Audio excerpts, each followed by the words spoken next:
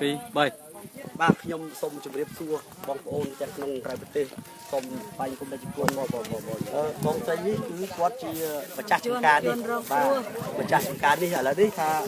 ខ្ញុំសូមជម្រាបសួរថាចំការនេះតើខាងយួនគេឲ្យបងធ្វើដូចសពដល់ឬអត់ទេគេអត់ឲ្យធ្វើផងបងចំការហ្នឹងគេអត់ឲ្យធ្វើទេបងធ្វើបានប្រហែលឆ្នាំនេះពីមុនមកខ្ញុំធ្វើតាំងពី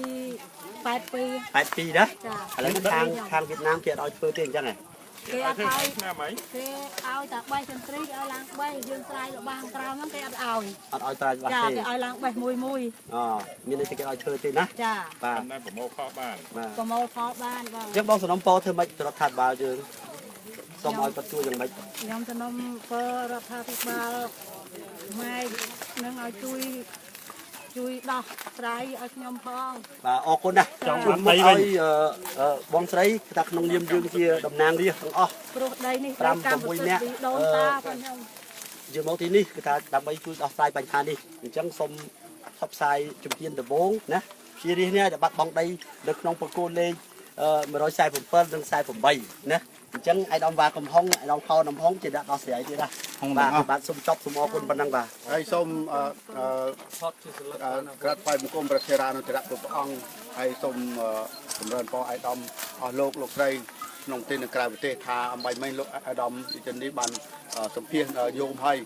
ឥឡូវនេះអាត្មាបន្ថែមទៀតអាត្មាព្រាមសឹមសវណ្ឌីគង់នៅវត្តប្រយុវងបងជាប្រសងស្នេហាជាតិដូច្នេះអាត្មាឃើញអណិតអណោយធម្មណាស់គ្រាន់តែពាក្យសម្ដីរបស់គាត់អំបញ្ញមិញនេះគឺយើងទាំងអស់គ្នាគោឈឺចាប់យើងជាខ្មែរហេតុអីដីខ្មែរទៅជាយួនមកបងមិនឲ្យធ្វើទៅវិញបែរទៅឲ្យបេះផ្លែឈើសួរថាគាត់នៅតាំងពីដូនតាមកអញ្ចឹងយំណា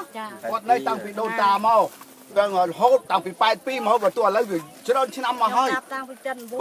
ឥឡូវនេះគ្រាន់តែឲ្យបេះតែផ្លែឈើទេតែត្រួសត្រាយចន្ទទីយកដាំដំណាំមើលថែសាក់អត់ឲ្យដូចជាប៉ុន្តែឆន្ទៈរបស់គាត់ជាខ្មែរគាត់ជាម្ចាស់ដីដូច្នេះគាត់ត្រូវតែមកតស៊ូហើយដូច្នេះសូមអំពាវនាវដល់រាជរដ្ឋាភិបាលត្រូវគិតគូរដល់បងប្អូនដែលជាម្ចាស់ដីដែលរងគ្រោះនេះពិតប្រកបថានៅដោយឯកឧត្តមបានថាបកគោលេខប្រមាណនេះ147នេះដូច្នេះសូមឲ្យរាជរដ្ឋាភិបាលចាត់វិធានការនឹងការដោះស្រាយជូនគាត់ព្រោះទឹកដីរបស់ខ្មែរមិនមែនទឹកដីយួនទេចុះយួនហេតុអីបានវាមានសិទ្ធមកហាមឃាត់បងប្អូនជនរួមជាតិខ្មែរយើងដែលជាម្ចាស់ដីសួរថានេះហើយជាការរំលោភបំពានមកលើអធិបតេយ្យភាពរបស់ខ្មែរហើយបានគម្រាមប្រជាពលរដ្ឋខ្មែរនៅតាមជនបទដូច្នេះសូមអំពាវនាវដល់រាជរដ្ឋាភិបាលឈប់ការយួនមកបំពានហើយមកគម្រាមប្រជាពលរដ្ឋថែមទៀតដូច្នេះសូមបញ្ឈប់ជាបន្ទាន់ហើយសូមឲ្យដោះស្រាយដល់ញោមដែលរងគ្រោះនេះឲ្យបានជាស្ថាពរហើយបើមិនបានទេនោះគឺអាត្មាយើងខ្ញុំទាំងអស់គ្នាចេះអត់ចេះបងប្អូនឯកឧត្តមនោះក៏ត្រូវតែមកទៀតដើម្បីសួរថាបានហើយនៅនេះគឺថា